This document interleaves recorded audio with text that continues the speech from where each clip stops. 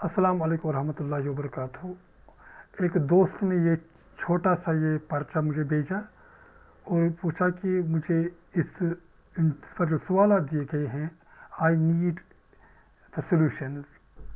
I thought that if I am trying to solve these things, why shouldn't I make it into a small video so that if there are other people in need, they may get some clue to solve such problems. So I initiated, मैंने शुरू किया कि एक छोटा सा video बनाया जाए जिससे कोशिश की जाए कि इन जो 10th में जो सवाल पूछे जाते हैं उनके जवाब कैसे निकाले जा सकते हैं। तो अगर आपको ये वीडियो पसंद आए तो कमेंट में ज़रूर लिखिएगा कि अगर आपको कुछ ऐसे ही पेपर्स और हों तो मैं आपको लगे कि मैं उन्हें सॉल्व कर सकता हूँ तो आप बिला झिझक मुझे भेज सकते हैं। You can easily hand them over to me. I will try to solve them my way and I will try to whatever I will be solving here, I will try to give a detailed account of things how I solve them. So let us start. Question number 1 है हमारे पास यहाँ, ये है change the narration. ये narration का है, ये हम इब्तदाई क्लासों से करते आए हैं। चलो देखते हैं इसमें क्या है। She said to him, Who are you to ask me my name? She said to him. मैं अंडरलाइन कुछ चीज़ों को करूँगा, शी को, हिम को, हु को, आर को, यू को और माई को, मी को। अगर आप देखेंगे कि मैंने किन चीज़ों को अंडरलाइन किया, मैंने या तो प्रोनाउंस किए अंडरलाइन, या फिर मैंने वर्ब्स अंडरलाइन किए, या फिर मैंने क्वेश्चन वर्ड्स अंडरलाइन किए। क्वेश्चन वर्ड्स पहले मैं इसका जवाब लिखता हूँ, फिर बताऊँ कैसे लिखा मैंने। जैसे मैं यहाँ ग्रीन वाली इंक इस्तेमाल करता हूँ। शी सेड टू हिम, मैं इसे बनाऊँगा शी आस्क्ड हिम। ये सेड टू क्यों बना आस्क्ड में? क्योंकि इसके बाद सवाल पूछा जाने वाला है। When we face an interrogative sentence we change said to into asked. Then we have here another statement, who are you to ask me my name? This is the statement which we need to change into indirect sentence. तो यहाँ कामा और inverted comma को हम ख़त्म करेंगे, हम यहाँ who को लगाएंगे जो, क्योंकि जो हमारे पास usually when we are having this assertive sentence we change comma inverted commas into that, but when we are facing interrogative sentence, जब हमें सवालिया जुमला हो तो हमारे पास दो सूरतें हों। अगर हमारे पास WH क्वेश्चन हो या फिर WH क्वेश्चन या H question, these are called information oriented questions, we use this if is it who or how, ये हम बतौर कंजक्शन इस्तेमाल करते हैं। सो we simply go omit this comma inverted commas, we will write who। उसके बाद है क्वेश्चन में आर यू। हमें एसेटिव सेंटेंस जब बनाना होता है तो हम यू आर समझते हैं, तो यू आर में क्या होगा? तो इसके लिए हम यहाँ एक और तरीका निकालेंगे, एक छोटा सा तरीका, SON 1 2 3। यहाँ मैं लिखूँगा रिपोर्टिंग वर्ब का ये केस है, ये रिपोर्टेड स्पीच का ये केस है। तो हम इसमें करते क्या है, ये थोड़ा जानने की कोशिश हम करेंगे। यहाँ तो हमारा कर्सर यहाँ है SON 1 2 3। When we change the narration, we take care of SON. What is S? S is subject and O is object, subject object. So subject in the reporting verb, then object in the reporting verb, then this 1 2 3. What is 1 2 3? 1 is first person, 2 is second person, natural they are pronouns, 3 is third person. तो मतलब ये है कि जब हम narration change करते हैं तो जो अगर हमारे पास रिपोर्टिंग स्पीच में हमारे पास फर्स्ट पर्सन प्रोनाउन आएगा, जैसे फर्स्ट पर्सन प्रोनाउन क्या हमारे पास आई है, वी है, सेकंड पर्सन प्रोनाउन क्या हमारे पास यू है, थर्ड पर्सन प्रोनाउन क्या हमारे पास ही है, शी है, और इनकी जमा है दे। तो हम क्या करते हैं, हम अगर यहाँ रिपोर्टेड स्पीच में फर्स्ट पर्सन प्रोनाउन आएगा तो हम इसे तब्दील करते हैं रिपोर्टिंग वर्ब के सब्जेक्ट में। अगर हमारे पास यानी अगर आई होगा हम देखेंगे रिपोर्टिंग वर्ब के सब्जेक्ट क्या है, उसे बदलेगा। अगर सेकंड पर्सन होगा तो रिपोर्टिंग वर्ब के ऑब्जेक्ट में। अगर हमारे पास थर्ड पर्सन होगा ही, शी, इट, दे, तो इसमें नो चेंज आएगा, चेंज नहीं आएगा। अब यहाँ मसला है, शी सेड टू मी, ये हमारे पास सब्जेक्ट है, सॉरी ये हमारे पास ऑब्जेक्ट है। अब जल्दी हम देखेंगे, ये हमारे पास यू ये है सेकंड पर्सन प्रोनाउन, हमारे पास मी है फर्स्ट पर्सन प्रोनाउन, हमारे पास माई है फर्स्ट पर्सन प्रोनाउन। गोया यहाँ 2 है ये ऑब्जेक्ट में बदलेगा, यहाँ 1 है ये सब्जेक्ट में बदलेगा, यहाँ 1 है ये सब्जेक्ट में बदलेगा। तो अब बात कुछ आसान हो गई। अब आसानी के साथ हम लिख सकते हैं she asked me him who, तो ही चूँकि who he was to ask her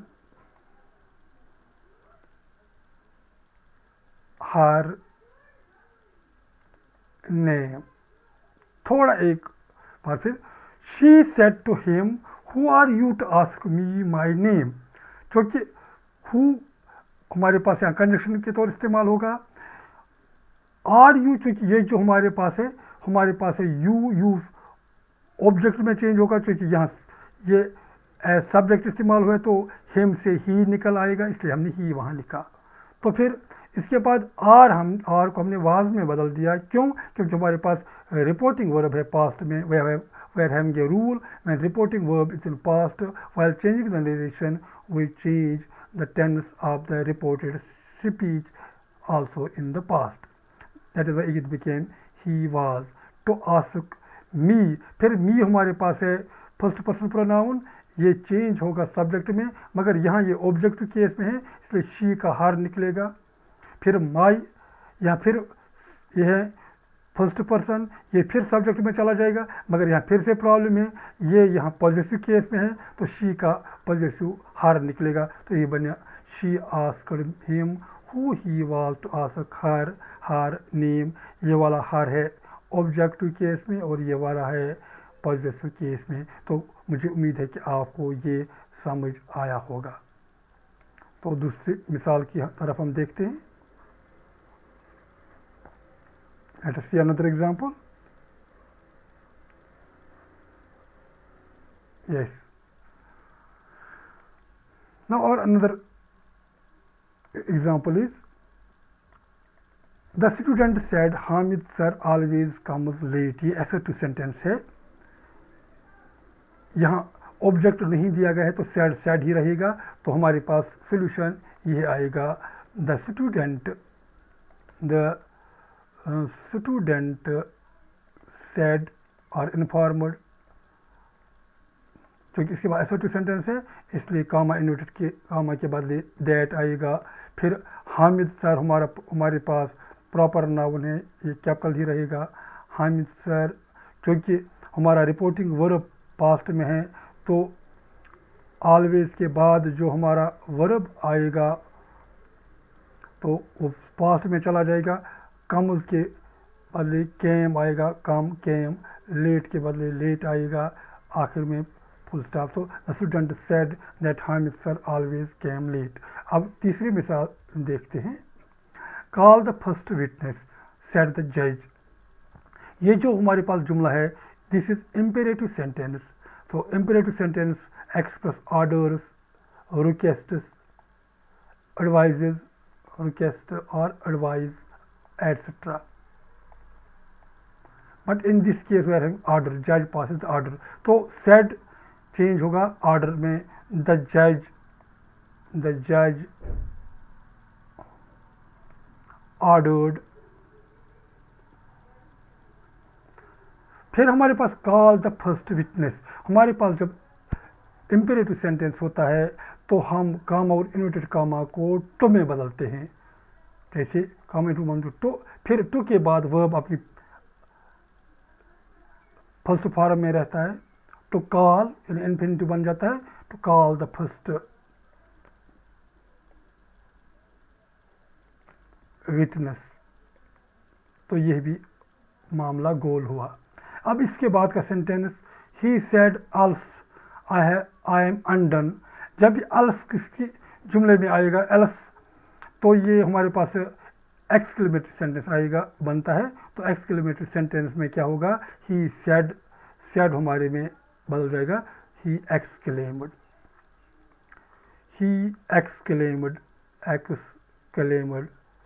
but this alas is with as cry of sorrow. तो हम लिखेंगे he exclaimed with sorrow, he exclaimed with sorrow that, comma इंटरकॉमा के बदले that आएगा। तो आई सिद्ध से जाएगा सब्जेक्ट में, दैट ही, क्योंकि एम का पास्ट बनेगा वाज, फिर अनडन, अनडन ही रहेगा। तो हमारे पास जुमला बना, he exclaimed with sorrow that he was undone. इसके बाद he inquired whether his name was not Ahmad. ये हमारे पास दिया गया है इनडायरेक्ट में, तो चूंकि हमें नरेशन चेंज करनी है, यहाँ हमें डायरेक्ट में बदलना है। तो यहाँ डायरेक्ट में हम कैसे बदल, तो हम यहाँ रंग बदल देंगे ताकि हमें पता चलेगा कि कोई उल्टा काम करना है। तो यहाँ हम लिखेंगे ही इंक्वायर्ड। तो हमारे पास डायरेक्ट में हर जुमले में ही सेड ही होता है, ही सेड, फिर कामा इन्वर्टेड कामाज बिगिन होते। Whether his name was not Ahmad, तो वेदर हमें निकलता है इफ से, या इफ या वेदर,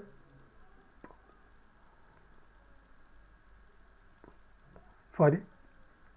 तो इफ और वेदर हम कहाँ लगाते हैं, पहले हम ये देखना है। तो इफ और वेदर हम वहाँ लगाते हैं जहाँ डायरेक्ट में हेल्पिंग वर्ब इस्तेमाल हुआ हो। पहले देखते हैं इसमें क्वेश्चन कैसे बनता है। His name was not Ahmad, तो उसने कहा होगा, क्योंकि ये प्रेजेंट में कहा होगा, जब हम उसने बयान दिया होगा तो पास्ट में नहीं कहा होगा, तो वाज से इज निकलेगा, इज। तो इसके बाद नॉट लगा हो तो हम इजेंट बनाएंगे, इजेंट माई नेम अहमद। तो हमने यहाँ रिवर्स ऑर्डर किया, फुल स्टॉप इन्वर्ट, सॉरी यहाँ फुल स्टॉप नहीं है, note of interrogation. He said isn't my name Ahmad, तो हम इसे चेंज करेंगे, he inquired whether his name was not Ahmad. तो ये हमने इस तरह नरेशन मुकम्मल की। अब हमारे पास क्वेश्चन नंबर 2 है, यहाँ देखते हैं क्या होगा। यहाँ हमें ज़्यादा करने की कोशिश नहीं, fill in the blanks appropriate modal, हमें यहाँ मॉडल लगाना है। Work hard lest you fail, ये यहाँ सिंपल मिस्टेक है, ये असल में लेस्ट है। मेहनत करो वरन फेल हो जाओगे। हमारे पास रूल है लेस्ट के बाद शुड आता है, lest you should fail. You dash dash take my bike, हम यू मे यू कैन दोनों ठीक है। हम you can take my, we are offering something, when we offer something we use can, we use may. You may take my bike, full marks, you can take my bike, full marks. Work hard, lest you should fail, यहाँ should के बगैर कुछ नहीं आएगा। Model हमको पता है, हमारे पास है विल, शैल, कैन, कुड। इसी तरह हमारे पास है वो, वुड, इस तरह हमारे पास है मे, एटसेट्रा। ये हमारे पास मॉडल है, यहाँ हमें वही लगाने होते हैं। तो supply verb in agreement with it subject. तो यहाँ सब्जेक्ट क्या है, नो न्यूज़। जुमले में हमारे पास दो part, we are having two parts of a sentence, one is subject and another is predicate. Predicate is the description about the subject, the name or the the noun or the pronoun that comes in the beginning that is described in the sentence is called a subject. So here no news is here, subject is good news, no news is good. यहाँ confusion मत हो जाए, news हमारे पास ये noun है, इसके आखिर में एस आता है, मगर ये जमा नहीं है, ये सिंगुलर है। No news is good news, ये अनकाउंटेबल है, ये एक भी न्यूज़ है, बहुत सारे भी न्यूज़ है। So no news is good, यहाँ इसके साथ इज आएगा, singular verb, subject singular verb के साथ। A good man and useful citizen has passed away. A good man and useful citizen एक ही है, जो अच्छा भी है और मुफीद शहरी भी है, वो इसके साथ एस वाला वर्ब आएगा, हैज़ पास्ड अवे। तो चूँकि ए यहाँ है, अगर यहाँ भी ए होगा, ए good man and A useful citizen have passed away, तो फिर दो होते, मगर यहाँ जब आर्टिकल एक ही जगह दिया गया हो तो एक ही है, इसके साथ हैज़ अग्री करेगा, हैव नहीं। अब क्वेश्चन नंबर 6 है हमारे पास, fill in the blanks with suitable articles. Article हमारे पास तीन है, अ, एंड द। तो हमारे पास he is dash man who beat me, he is the man. Here definite article we are using, he is the man, he is a man नहीं, he is the man. He points out towards somebody. When we make it definite, we use definite article. There is only one man and that is pointed out. He is the man. When we point out somebody, we use the article. This is the chair on which I sit every day. तो ये वो वाला case भी है, relative clause का case भी, वहाँ भी हम द लगाते हैं। He is the man who beat me. He is studying in the university. यहाँ भी डेफिनेट आर्टिकल आएगा। पूछे क्यों, इन यूनिवर्सिटी भी आ सकता है, मगर जब हम जनरली बात करते हैं तो कहते हैं द यूनिवर्सिटी, द कॉलेज। तो हम बड़े इंस्टीट्यूशन के साथ वो use the with prominent institutions, the with prominent institutions. और दूसरी बात यह भी, जब हम द यूनिवर्सिटी कहते हैं तो बड़े शहर में एक ही होती है अमूमन। He is you studying in the university, generally हम कहेंगे द, इसलिए भी बड़े शहर में एक ही होती है, इसलिए भी द। तो जो बड़ा इंस्टीट्यूशन होते हैं इसके शुरू में द आता है, जैसे the Jammu and Kashmir bank. तो अब यह भी कज़िया ख़त्म हुआ। अब उसके बाद आखिरी सवाल, शायद नहीं, अभी 203 सवाल और बाकी है। Join the relative clauses. I heard a news, the news astonished me. I heard a news, ये एक वाला जुमला है। दूसरा ये, पहले हम देखते हैं कि कौन सी चीज़ रिपीट हुई है। यहाँ a news and the news एक ही चीज़ है। अब हमारे पास एक रूल है, अगर हम पर्सन के लिए रिलेटिव प्रोनाउन ढूंढें, पर्सन, तो हम यूज़ करते हैं हु।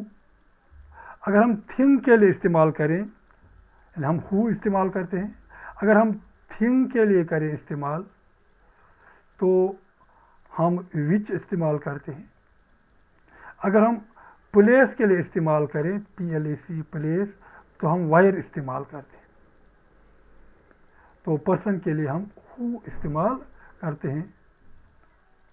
पहले देखते हैं, आई heard a news, the news. तो दूसरे वाले के बदले हम, अगर देखिए, अगर हम न्यूज़ को बार बार यूज़ नहीं करेंगे तो I heard a news, it astonished me, मगर इट से ये रिलेटिव नहीं बनेगा, ये सिंपली प्रोनाउन बनेगा। हमें रिलेटिव प्रोनाउन यहाँ ढूंढना है। तो चूँकि न्यूज़ चीज़ है तो दूसरी न्यूज़ के बदले हमें क्या लगाना है, विच।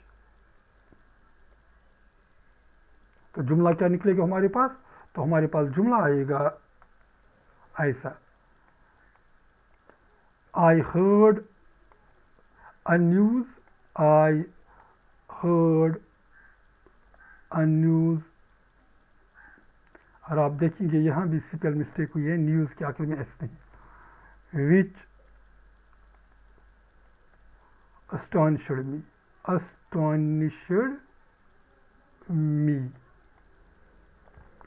इसके बाद दूसरा है here is the book contains pictures, तो आपके लिए आसान है। द बुक ये फिर चीज़ है, दूसरे बुक के बदले हम विच इस्तेमाल करेंगे, हम दैट भी इस्तेमाल करेंगे, मगर विच ज़्यादा स्पेसिफिक है चीज़ों के लिए, तो ये इस्तेमाल करना। तो बनेगा ये here is the book that contains या इट विच कंटेन्स पिक्चर्स। आप विच भी इस्तेमाल कर सकते हैं, आप दैट भी चीज़ों के लिए इस्तेमाल कर सकते हैं, हम विच भी यहाँ इस्तेमाल कर सकते हैं।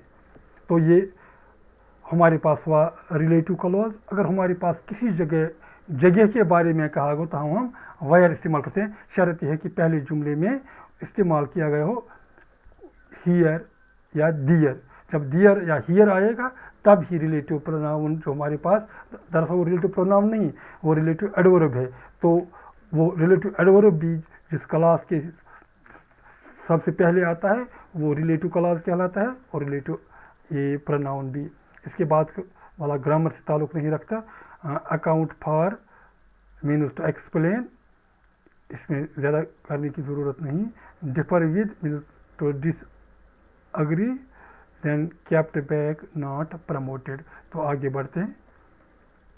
पंक्चुएट द फॉलोइंग, यहाँ थोड़ा ध्यान रखना पड़ता है कि आखिर इसमें गलत क्या हुआ है। Who is the man you speak of, यहाँ लगता है कि यहाँ से शुरू होकर यहाँ तक हमारे पास रिपोर्टेड स्पीच है, किसी की बात है। Who is the man you speak of, यहाँ में कामा करना था, चूँकि ये क्वेश्चन है तो इसलिए यहाँ कामा नहीं, यहाँ नोट ऑफ इंट्रोगेशन आएगा। आस्क्ड राना, चूँकि ये राना हमारे पास होगा प्रॉपर नाउन, ये कैपिटल में आएगा, फिर काम आएगा क्योंकि इसके बाद अलग स्टेटमेंट है। लीविंग हिज सीट के बाद comma, buttoning up his coat and moving towards the door. तो यहाँ हम इसे तरतीब देंगे फिर से सोल्यूशन में जब हम तरतीब इसे देंगे तो कुछ ऐसा होगा। ये मैं यहाँ ऐसे लिखता हूँ, तो यहाँ ऐसा होगा। ये पहले जो हमारे पास कोटेड लैंग्वेज है वो है हु, यहाँ कलम आज ठीक से काम नहीं करता। हु इज़ द मैन, ये कलम पता नहीं इससे क्या गड़बड़ हो चुकी है। Who is the man you speak, who is the man you speak of, कौन है वो शख्स जिसके बारे में आप बात करते हैं। यहाँ इन्वर्टेड कॉमास बंद होते हैं क्योंकि इसके बाद नरेटिव फेज है। आस्क्ड राना, चूँकि राना हमारे पास राना प्रॉपर नाउन है, कैपिटल से आएगा, फिर वो कोई एक्शन करता है। लीविंग कामा के बाद लीविंग हिज सीट, फिर कामा, इसके बाद एक और एक्शन है। ये कामा दूसरा ये एंड के बदले आता है यहाँ, क्योंकि हम यहाँ एंड ऐड नहीं कर सकते, हमें तो सिर्फ पंक्चुएशन मार्क्स ऐड करने हैं। Buttoning up his coat, buttoning up his coat and moving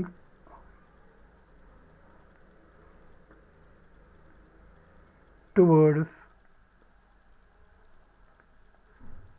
the door। यहाँ फुल स्टॉप, सिर्फ इतना कुछ जो हमने पहले लिखा इन्वर्टेड कामा में रहेगा, फिर ये छोटे छोटे कामा लगेंगे। हमें ख्याल रखना है कि कोई किसी लफ्ज़ के शुरू में कैपिटल लेटर मत आएगा, तो आखिर पर ये जुमला चूँकि असर्टिव है, नरेटिव का बयान है, तो कोटेड लैंग्वेज नहीं है, इसलिए आखिर में इसे इन्वर्टेड कॉमास नहीं आएंगे। I hope you have understood all the things that I discussed over here. तो मुझे उम्मीद है कि अगर आपको कोई शुबा रहा होगा, कोई शक रहा होगा, आप ज़रूर कांटेक्ट करेंगे, तो कमेंट बॉक्स में भी ज़रूर लिखेंगे। तो मुझे उम्मीद है कि मेरा वो दोस्त जिसने मुझे ये भेजा होगा शायद वो मुतमईन होगा। So keep smiling, keep sending queries if you are having, and subscribe if you think it is worth subscribing. Thank you.